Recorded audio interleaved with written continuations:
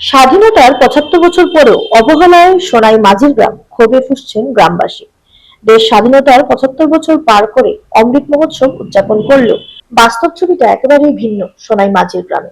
সোনাই শহরের ৫ নম্বর ওয়ার্ডের অন্তর্গত এই গ্রামের প্রধান সড়কটি বছরের পর বছর ধরে বেহাল অবস্থায় পড়ে রয়েছে। এই রাস্তা দিয়েই প্রতিদিন স্কুল কলেজের ছাত্রছাত্রী, কর্মজীবী মানুষ সহ হাজারো গ্রামবাসী যাতায়াত করেন, কিন্তু সামান্য বৃষ্টি হলেই রাস্তাটি কাদায় ভরে বিপজ্জনক হয়ে ওঠে।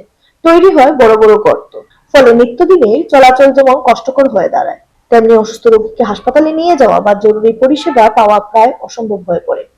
গ্রামবাসীদের অভিযোগ, নির্বাচনের সময় জনপ্রতিনিধিরা একের পর এক প্রতিশ্রুতি দিলেও ভোট শেষ হতেই আর তাদের দেখা মেলে না। বারবার প্রশাসনের কাছে অভিযোগ জানানো হলেও আজ পর্যন্ত কোনো কার্যকর পদক্ষেপ নেওয়া হয়নি। এই পরিস্থিতিতে ক্ষোভে ফেটে পড়ে স্থানীয় বাসিন্দারা এদিন এক সাংবাদিক সম্মেলনের আয়োজন করেন। সেখানে তারা স্পষ্ট ভাষায় জানান, আর আশ্বাস নয়, এবার বাস্তব কাজ দেখতে চান। গ্রামবাসীদের হুঁশিয়ারি, যদি দ্রুত এই রাস্তার সংস্কারের কাজ শুরু না হয় তাহলে আগামী দিনে বৃহত্তর আন্দোলনে নামবেন তারা। প্রয়োজনে নির্বাচন বয়কটের মতো কঠোর সিদ্ধান্ত নিতে পিছপা হবেন না বলেও জানিয়ে দেন মাঝগ্রামের সচেতন নাগরিকরা। আমাদের মাঝিগ্রাম ৫ নম্বর ওয়ার্ডে আমাদের ওই ইএনডির বাঁধটা অনেক পুরানো এবং অনেক দিন হয়েছে। অনেক জনপ্রতিনিধি এসেছেন, চলে গেছেন, বহুত প্রতিশ্রুতি দিয়েছেন, কিন্তু এই রাস্তাটা কোনোদিন কাজ হয়নি।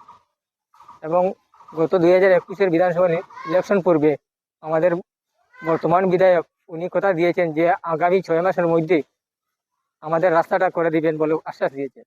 এবং ওনার ৫ বছর তো পুরো কমপ্লিট হয়ে গেছে। বর্তমানে উনি একটু একটু যে কোনো জায়গায় গাঁথা আছে, তাই একটু একটু লাল মাটি যেমন মুড়ি ছিটানির মতো ছিটিয়েছেন। আমাদের এই যে রাস্তাগুলা, আমাদের বর্ষার সময় যাওয়া আসা অনেক কষ্ট হয়, বাচ্চারা স্কুলে যেতেও কষ্ট হয় এবং আমাদের হসপিটালে মেডিকেলে যাওয়ার বহুত প্রবলেম হয়। বৃষ্টি দিলেও আমাদের এখানে যাওয়া আসা করা অনেক দুর্গতি হয়েছে। এবং আমাদের যে এই রাস্তাটা করার জন্য মিউনিসিপ্যালিটি বোর্ডে আমরা গিয়েছি অনেকবার, উনিও বলেছেন যে আমাদের রাস্তাটা করে দেবেন। আজকে বিধায়ক বলেছেন যে ও রাস্তাটা করে দেবে। আগে ছিল যে আমাদের রাস্তাটা ছিল ঠিক আছে, নাগাবাড়ির এখানে একটু ভাঙ্গন ছিল, তখন রাস্তাটা হয়নি।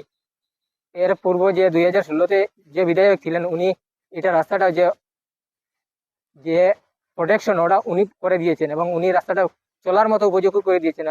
যে বর্তমান বিধায়ক যে উনি কথা দিয়েছেন কিন্তু কথাটা রাখেননি।